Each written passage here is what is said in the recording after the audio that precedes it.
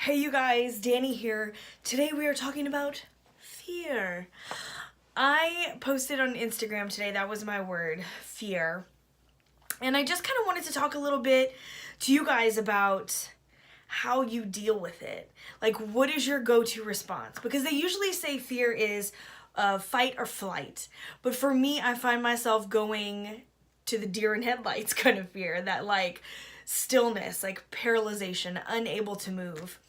And this is not like stop you in your tracks kind of thing. It's more along the lines of I have a goal that I want to get to, but I block myself from getting it, and I don't do it on purpose. It's one of those things like I have that underlying fear, and it's to draw that fear out and work on it at the root of it, that is the hardest.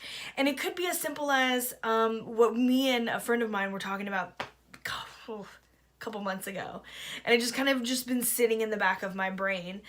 We got on the discussion of being plus size and how we've gone through so many things over the years. We've gone up and down and back again, and it's super frustrating. And I stopped and I was like, do you ever think it's because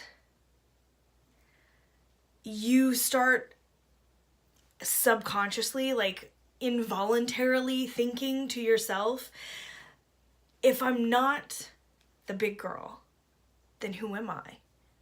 When you've gone through this from such a young age, like that's what you're coined as, no matter where you go back or forth, it's like it's almost that little voice in the back of your head that says, but if you're not that, then who are you? Then you won't be anyone, and you don't want that. That's when your brain just kind of like does that like little short out. It's like, that's too much change. That's who you are, so you can't change that. And I read a couple of articles and stuff about it, and they talk about people who are sick, who may have like this terminal illness, or maybe not even so terminal illness, but they start identifying themselves as this thing.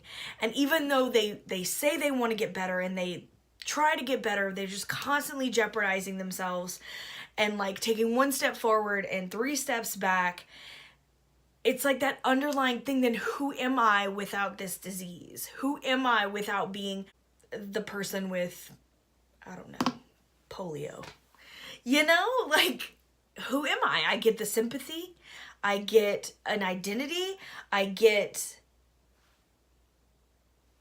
I don't know, caregivers and friends, and it's something to talk about, and it's a problem to be worked upon. Like, how much do we create our own little fear bubble and say, I'm gonna overcome this, but then never move because in the back of our heads, our brain says that's your identity and you can't do that. So it's like, how are we breaking free of that? I know this is like a deep subject. Sorry. But it's something that I've been thinking about. I've been thinking about quite a bit. So, if you want to share, I would love to hear it. What are your fear responses? Like, where do you go? Do you go to a standstill? Do you fight? Do you run away? Do you pretend that it's not there? What's your go-to? Are you trying to break these things? And if you do, like, what ways are you going about it? For me, I'm trying to reevaluate myself as a person. Does that make sense? Like, I'm trying to reevaluate my identity. Who am I? Because like I've fallen into I'm a mom, period. There was no more Danny. There was no more anything but mom for a hot minute when Lennon was born. And that's not fair to anyone, because I lost myself and that became my identity. And so like, that's where my tendency lies, is to form an identity but put it in a very, very small box and then be scared to break that again. So yeah, so what I've been doing, I'm trying to re-identify myself. Who am I on a broad term? I am not just this one thing. one thing cannot define who I am. And so like I'm doing a journal. That's what I'm planning on doing for May. I've started already. Every day I just kind of want to journal about the many aspects of myself and how one thing does not define me. And I'm trying to find little journal prompts and stuff to kind of explore who I am as a person. So what are your tips and tricks? Are you working through it? Have you not thought about it? I want to hear from you. So leave me some comments below, or you can join the conversation on Instagram. Just tag me. If you do a VR, please put it in the comments so I can definitely watch it.